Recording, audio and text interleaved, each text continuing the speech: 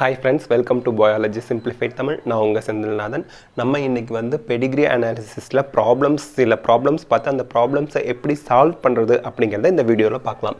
So problem number 1ல பார்த்தோம் அப்படின்னா இந்த மாதிரி ஒரு பெடிகிரி சார்ட் கொடுத்துருக்காங்க. இந்த பெடிகிரி சார்ட் வந்து என்ன டைப் ஆஃப் பெடிகிரி சார்ட் அப்படிங்கறத கண்டுபிடிக்கணும். இங்க ஃபர்ஸ்ட் ஆப்ஷன் பாருங்க, autosomal dominant, autosomal recessive, third ஆப்ஷன்ல எக்ஸ் லிங்க்டு டாமினன்ட், ஃபோர்த் ஆப்ஷன்ல எக்ஸ் லிங்க்டு ரிசெசிவ் கொடுத்துருக்காங்க. இதுல எது ஆன்சர்னு இந்த சார்ட்டை வச்சுக்கிட்டு நம்ம கண்டுபிடிக்கணும். இப்போ நல்லா கவனிங்க. First, character does not skip generation. அதாவது கேரக்டர் வந்து இப்போ இது ஜெனரேஷன் 1 அப்படின்னா இது ஜெனரேஷன் 2னா இது ஜெனரேஷன் 3. ஜெனரேஷன் 1லையும் ஏதோ ஒருத்தருக்கு ஒரு இண்டிவிஜுவலுக்கு டிசீஸ் இருக்குது. ஜென்ரேஷன் 2ல இண்டிவிஜுவல்ஸ்க்கு டிசீஸ் இருக்குது. ஜென்ரேஷன் 3ல ஒரு இண்டிவிஜுவலுக்கு டிசீஸ் இருக்குது. ஏதாவது ஒரு இண்டிவிஜுவலுக்கு ஒவ்வொரு ஜெனரேஷனையும் டிசீஸ் இருந்தாலும் character does not skip generation அப்படிங்கிற ஃபார்முலா அப்ளிகபிள் ஆகும். இந்த ஃபார்முலா வந்துட்டாலே, இந்த லைன் அப்ளிகபிள் ஆகிட்டாலே இது டாமினன்ட் டிசீஸ் தான். அதில் எந்த டவுட்டும் இல்லை. டாமினன்ட் டிசீஸாக இருக்கிறதுனால தான் எல்லா ஜெனரேஷனையும் அட்லீஸ்ட் ஒரு இண்டிவிஜுவலுக்காவது டிசீஸ் இருக்குது. So the character does not skip generations வந்துட்டாலே அது டாமினன்ட் டிசீஸ் தான். பாதி கண்டுபிடிச்சது ரிசெசிவ் கிடையாது. அப்போ ரிசெசிவ் கிடையாது. இது ரெண்டையும் எக்ஸ்க்ளூட் பண்ணிடலாம், எலிமினேட் பண்ணிடலாம். Next, male female both are equally affected. இங்கே பாருங்கள், மேலும் அஃபெக்ட் ஆயிருக்காங்க, ஃபீமேலும் அஃபெக்ட் ஆயிருக்காங்க. அதனால இது வந்து எக்ஸ் லிங்க்டாவோ இல்லை ஒய் லிங்க்டாவோ இருக்கிறதுக்கு வாய்ப்பு இல்லை. ஒய் லிங்க்டாக இருந்தால் மேல் மட்டும்தான் இன்ஃபெக்ட் ஆயிருப்பாங்க, பட் அது ஆப்ஷன்லேயே கிடையாது.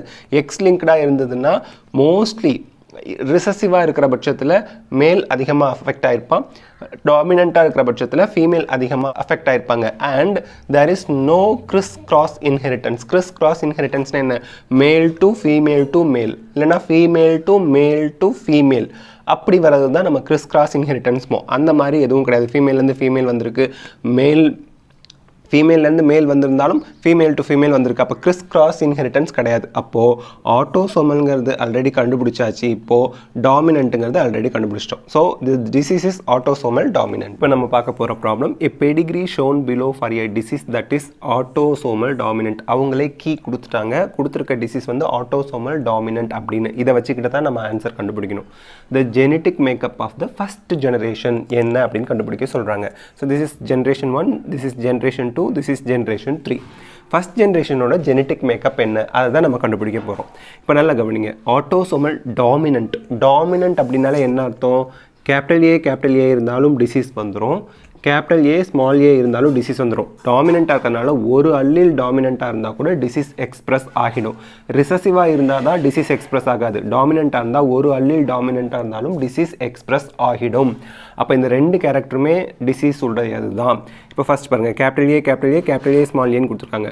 இதை கேபிட்டல் ஏன்னு வச்சுட்டாலும் இதை கேபிட்டல் ஏ ஸ்மால் ஏன்னு வச்சுக்கிட்டாலும் ரெண்டுலேயுமே டிசீஸ் வந்திருக்கணும். இதுவும் டிசீஸ் உள்ளது தான். அப்போ இது ஆப்ஷன் கிடையாது. ஏன்னா ஒருத்தர் டிசீஸ் கிடையாது, ஒருத்தவங்களுக்கு தான் டிசீஸ் இருக்குது. ரெண்டாவது, டாமினன்ட் அப்படிங்கிறதுனால கேரியர்லாம் இங்கே இருக்க மாட்டாங்க. ஏன்னா ஒரு அல்லீல் இருந்தாலும் அது வந்து டிசீஸை எக்ஸ்பிரஸ் பண்ணிடுவாங்க. ஸோ கேரியராக இருக்க வாய்ப்பு இல்லை. நெக்ஸ்ட்டு இவங்க பாருங்கள், கேபிட்டல் ஏ ஸ்மால் ஏ அப்படிங்கிறப்ப டிசீஸ் வந்துடும். ஸ்மால் ஏங்கில் டிசீஸ் இருக்காது. ஏன்னா டாமினன்ட்டுங்கும் போது ரெண்டுமே ரிசசிவ் வழியில் இருந்தால் டிசீஸ் இருக்காது. அப்போ இதுதான் ஆன்சர். இங்கே பாருங்கள், கேபிட்டல் ஏ ஸ்மால் ஏ இருக்குது. அப்போ இது டிசீஸ், ரெண்டுலேயுமே டிசீஸ் இருக்கும். அப்போ இது ஆன்சர் கிடையாது. கேபிட்டல் ஏ ஸ்மால் ஏ ரெண்டுலேயுமே டிசீஸ் இருக்கும். அப்போ இது ஆன்சர் கிடையாது. ஸோ ஒருத்தருக்கு டிசீஸ் இருக்குது, ஒருத்தருக்கு டிசீஸ் இல்லைன்னா கேபிட்டல் ஏ ஸ்மால் ஏங்கிறது தான் கொடுத்துருக்க ஆப்ஷனில் ஆன்சராக இருக்க முடியும். இல்லைனா இப்படி கூட ஆன்சர் இருக்கலாம். கேபிட்டல் ஏ ஸ்மால் ஏங்கிற ஆப்ஷன் கூட ஆன்சராக இருக்கலாம். பட் அது இங்கே கொடுக்கல. ஸோ இதுதான் கொடுத்ததில் answer. Next question, given below is a pedigree chart of a family with 5 children இருக்காங்க. It shows the inheritance of attached earlobe as opposed to free earlobes. இந்த காது மடல் இருக்கு இல்லையா, இப்படி ஒட்டிக்கிட்டு இருக்கும், ஃப்ரீயாக இருக்கும். இதைத்தான் சொல்கிறாங்க இங்கே. Find out the correct option. இங்கே வந்து பார்த்தீங்கன்னா இது பேரண்ட்ஸ், இது சில்ட்ரன். இங்கே வந்து ஃப்ரீ இயர்லோப் இருக்கவங்கள இந்த மாதிரி ஷேட் பண்ணாமல் கொடுத்தாச்சு. அட்டாச்ட் இயர்லோப் இருக்கவங்கள ஷேட் பண்ணி கொடுத்துருக்காங்க. Since it is not a disease, இது ஒரு எக்ஸ்பிரஷனுக்காகிற ஒரு பாடி கேரக்டர் அப்படிங்கிறதுனால இங்கே அட்டாச்ட் இயர்லோபுக்கு ஷேட் பண்ணியிருக்கிறதா இங்கே மென்ஷன் பண்ணியிருக்காங்க கொஷின்லேயே. இப்போது நீங்கள் என்ன பண்ணணும்? கரெக்ட் ஆப்ஷனை 4 ஆப்ஷனில் கண்டுபிடிக்கணும். The parents are homozygous recessiveனு கொடுத்துருக்காங்க. homozygous recessive-ஆக இருந்தால் இன்கேஸ் இந்த டிசீஸ் வந்து ரிசசிவ் கேரக்டர் தான் அப்படின்னா ரெண்டு பேருக்குமே கேரக்டர் எக்ஸ்பிரஸ் ஆகிருக்கும். ஹோமோசைகஸ்னால் என்ன அர்த்தம்? இப்போ ஸ்மால் ஏங்கிறது தான் ஹோமோசைகஸ். ஸோ இது ரிசசிவ் டிசீஸாக இருந்தால் இவங்க 2 பேருக்குமே இருந்திருக்கணும். ஆனால் பேரண்ட்ஸுக்கு டிசீஸ் கிடையாது. அப்போ ஹோமோசைகஸாக இருக்க வாய்ப்புள்ள பேரண்ட்ஸ். ஏன்னா இங்கே 2 பேருக்கும் டிசீஸ் இருக்கும், இங்கே டிசீஸ் இல்லை. டிசீஸ்ங்கிறது இங்கே கண்டிஷனை சொல்கிறாங்க. இவங்க 2 பேருக்குமே ஃப்ரீ இயர் லோப் தான் இருக்குது, அட்டாச்டு இயர் லோப் இல்லை. அப்போது ரிசசிவாக இருக்க வாய்ப்பு இல்லை.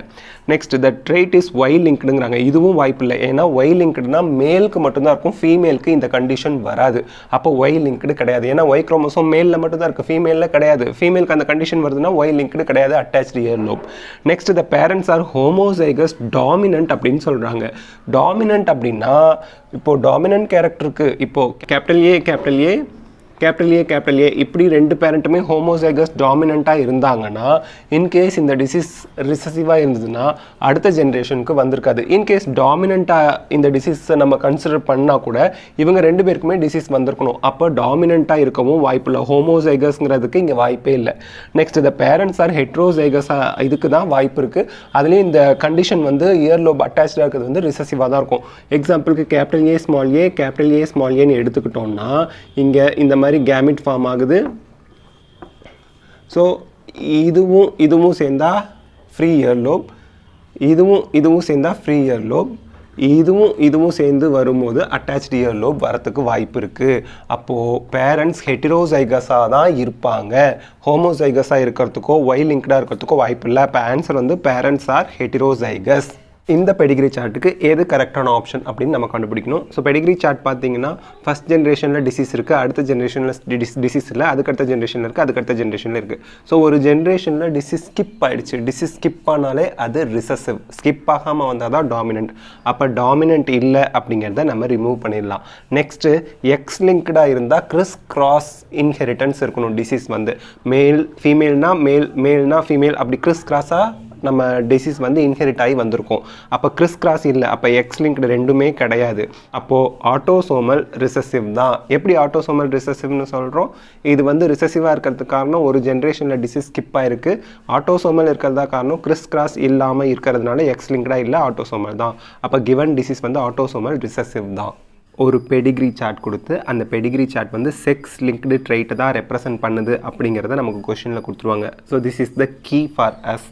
அப்போது இந்த டிசீஸ் வந்து டாமினன்ட் எக்ஸ் லிங்க்டா, ரிசசிவ் எக்ஸ் லிங்க்டா, டாமினன்ட் ஒய் லிங்க்டா, ரிசசிவ் ஒய் லிங்க்டா அப்படிங்கிறத இந்த சார்ட்டில் வச்சு கண்டுபிடிக்கணும். ஓகே, முதல்ல நம்ம எலிமினேஷன் மெத்தட் அப்படின்னு ஒன்று சொல்லுவாங்க.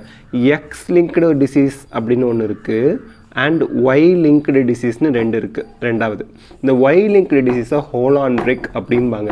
இந்த ஹோலாண்ட்ரிக் டிசீஸ் வந்துச்சுனாலே, ஒய் லிங்க்டு டிசீஸ் வந்துச்சுனாலே ஒன்லி மேல் மட்டும்தான் இன்ஃபெக்டடாக இருப்பாங்க. ஏன்னா Y chromosome is present only in male மட்டும்தான் இன்ஃபெக்டடாக இருப்பாங்க. இங்கே ஃபீமேல்ஸும் இன்ஃபெக்டடாக இருக்காங்க.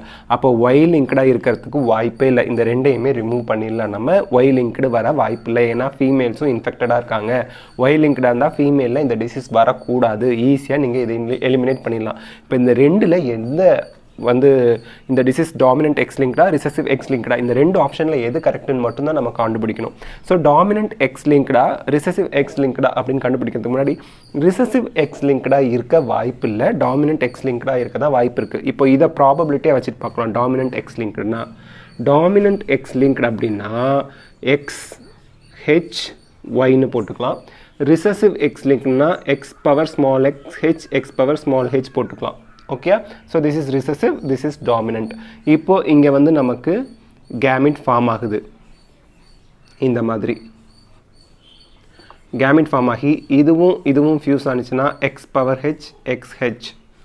இப்போது இங்கே டிசீஸ் வரும். ஏன்னா இது வந்து டாமினன்ட் எக்ஸ் லிங்க்டாக இருந்தால் இதுவும் சேரும்போது X power H X power small H disease வந்திருக்கும்.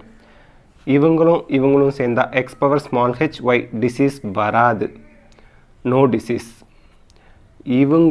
இவங்களும் சேர்ந்தா X power small H Y, no disease வராது. அப்போ மேல்ஸ்க்கு டிசீஸே வராது அடுத்த ஜென்ரேஷனில். இங்கே பாருங்கள், மேலுக்கு டிசீஸே வரல, ஃபீமேலுக்கு மட்டும்தான் டிசீஸ் வரும்னு நம்ம இங்கே பார்த்துருக்கோம். ஃபீமேலுக்கு மட்டும் தான் எக்ஸ் பவர் கேபிட்டல் ஹெச் ஏன்னா டாமினண்ட்டுங்கிறதுனால. அப்போது இதுதான் ஆன்சராக இருக்கும் அப்படின்னு நீங்கள் போட்டு பார்த்து தான் கண்டுபிடிக்கணும். ரிசசிவ் எக்ஸ் லிங்க்டாக இருந்துச்சுன்னா நிறைய மேல்ஸ் இன்ஃபெக்டடாக இருப்பாங்க. ஏன்னா மேலில் ஒரே ஒரு எக்ஸ் குரோமோசோம் தான் இருக்கும், எக்ஸ் ஒய்னு. இந்த எக்ஸ் குரோமோசோம் ரிசசிவாக இருந்துச்சுன்னா, ரிசசிவ் டிசீஸாக இருந்துச்சுன்னா எல்லா மேலும் டிசீஸை எக்ஸ்பிரஸ் பண்ணிடுவாங்க. அதே ரிசசிவாக இருக்கிற பட்சத்தில் ஃபீமேலுக்கு ஒரு கேபிட்டல் ஹெச் ஒரு ஸ்மால் ஹெச், ஒரு டாமினன்ட் ஒரு ரிசசிவ் இருந்தாலும் டிசீஸ் வெளிப்படாது. அப்போது ரிசசிவ் எக்ஸ் லிங்க்டாக இருந்தால் மோஸ்ட் மேல்ஸ் வந்து இன்ஃபெக்டடாக இருப்பாங்க. இங்கே மோஸ்ட்லி மேல்ஸ் இன்ஃபெக்டடாக இல்லை, கம்மியான மேல்ஸ் தான் இன்ஃபெக்டடாக இருக்காங்க. அப்போ டாமினன்ட் எக்ஸ் லிங்க்டு தான் இந்த டிசீஸ் அப்படின்னு நம்ம கண்டுபிடிக்கலாம். Next question is albinism. அல்பினிசத்தோட ஒரு பெடிகிரி சார்ட் கொடுத்துருக்காங்க. இந்த பெடிகிரி சார்ட் கொஷின்லேயே கொடுத்துருப்பாங்க, the pedigree chart express the inheritance of albinism disease அப்படின்னு. இதில் வந்து இந்த மாதிரி ஒருத்தர் வந்து ஃபஸ்ட் ஜென்ரேஷனில் ஒருத்தவங்க இன்ஃபெக்ட் ஆகிருக்காங்க, பேரண்ட்ஸ் இன்ஃபெக்டடாக இல்லை.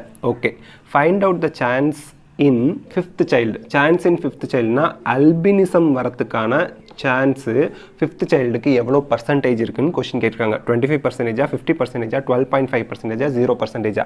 இதை எப்படி நம்ம கண்டுபிடிக்கணும்னா, இந்த பேரண்ட்ஸ் வந்து கண்டிப்பாக ஹோமோசைகஸாக இருக்க வாய்ப்பு இல்லை. ஹோமோசைகஸாக இருந்தாங்கன்னா இப்போது ஒருத்தவங்களுக்காவது டிசீஸ் அங்கே எக்ஸ்ப்ரெஸ் ஆகிருக்கும். அப்படி டிசீஸ் எக்ஸ்ப்ரெஸ் ஆகாததுனால ப்ராபபிலிட்டி படி அவங்க கண்டிப்பாக ஹெட்டிரோசைகஸாக இருக்க தான் வாய்ப்பு இருக்குது பேரண்ட்ஸு. இப்போ ஹெட்ரோசைகஸாக இருக்க பட்சத்தில் இது ஒரு கேமிட், இது ஒரு கேமிட்குள்ளே போகுது, இது ஒரு கேமிட், இது ஒரு கேமிட்குள்ளே போகுது. இது பார்க்கறதுக்கு முன்னாடி யூ ஷுட் நோ அல்பினிசம்ங்கிறது ரிசசிவ் டிஸார்டர். ஸோ ரிசசிவ் டிஸார்டர்னா என்ன அர்த்தம்? ஆட்டோசோமல் ரிசசிவ் டிஸார்டர் அப்படின்னா என்ன அர்த்தம்? 2 ரிசசிவ் ஜீன் டுகெதராக வந்தால் தான் அல்பினிசம் டிசீஸ் வரும். இந்த பேல் ஒயிட் கலரில் ஸ்கின் எல்லாம் மாறிடுது இல்லையா, அதாவது மெலானின் பிக்மெண்ட்டே இல்லாத கண்டிஷன். இது ஒரு ஆட்டோசோமல் ரிசசிவ் ஆர்டர்னு யூ ஷுட் நோ, அது நமக்கு தெரிஞ்சிருக்கணும். அப்போது ஹெட்ரோசைகஸாக பேரண்ட்ஸ் இருக்காங்க, ஏன்னா அவங்களுக்கு அல்பினிசம் இல்லை. அப்போ 2 பேருமே கேரியராக தான் இருக்காங்க. கேமிட்ஸ் ஃபார்ம் ஆகுது, இவங்க பேரண்ட்ஸ், இவங்க கேமிட்ஸ். கேமிட்ஸ் ஃபியூஸ் ஆகும்போது இப்படி ஃபியூஸ் ஆகலாம், கேபிட்டல் ஏ, இப்படி ஃபியூஸ் ஆகலாம், capital A small A. Again இது ஃபியூஸ் ஆகலாம், கேபிட்டல் ஏ ஸ்மால் ஏ. இது ரெண்டும் ஃபியூஸ் ஆகலாம், ஸ்மால் ஏ. இப்போது இவங்களுக்கு டிசீஸ் இருக்காது, இவங்களுக்கு டிசீஸ் இருக்காது, இவங்களுக்கு டிசீஸ் இருக்காது, இவங்களுக்கு அல்பினிசம் இருக்கும். அப்போது 100% அப்படின்னு இந்த ஆஃப் ஸ்ப்ரிங்ஸ் எல்லாம் எடுத்துட்டிங்கன்னா இது 25%, இது 25%, இது 25%, இது 25% ஆஃப் த சான்ஸ் இந்த மாதிரி ஃபார்ம் ஆகிறதுக்கு வாய்ப்பு இருக்குது. அப்போது ஒவ்வொரு மேட்டிங் அப்பையும் ஒரு சைல்டு பிறக்கணுன்னா 25% ஆஃப் த சான்ஸ் அவங்களுக்கு அல்பினிசம் வரதுக்கு வாய்ப்பு இருக்குது. இங்கே உங்களுக்கு ஒரு ட்விஸ்ட் கொடுத்துருக்கான், 5th சைல்டுன்னு. இது 5th சைல்டோ 10th சைல்டோ 12th சைல்டோ இந்த நம்பரை பார்க்காதீங்க. ஒரு குழந்தை பிறக்கணுன்னா 25% அவங்களுக்கு அல்பினிசம் வரத்துக்கு வாய்ப்பு இருக்குது if the parents are heterozygous for albinism அப்படிங்கிறது தான். ஸோ இந்த கொஷின்ஸ் எல்லாம் உங்களுக்கு புரிஞ்சிருக்கும்னு நான் நினைக்கிறேன். இந்த வீடியோ உங்களுக்கு ஹெல்ப்ஃபுல்லாக இருந்தால் லைக், ஷேர், கமெண்ட் பண்ணுங்கள். பயாலஜி சிம்பிளிஃபைட் தமிழுக்கு சப்ஸ்கிரைப் பண்ணுங்கள். தேங்க்யூ.